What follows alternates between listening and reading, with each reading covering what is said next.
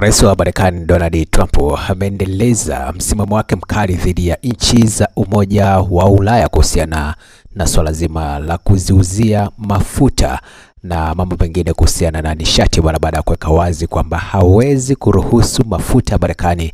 kwenda katika moja ya nchi za Ulaya kwa sababu wao wenyewe wameshindwa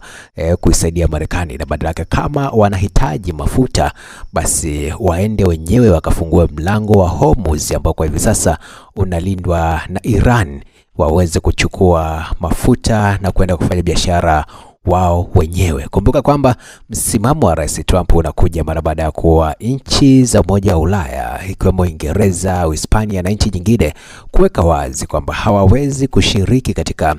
vita ya kuipiga Iran, na badala yake wakaweka wazi kwamba Marekani inabidi iweze kukaa chini na kutafakari na kusitisha vita hivyo mara moja kwa sababu havina sababu yoyote ile.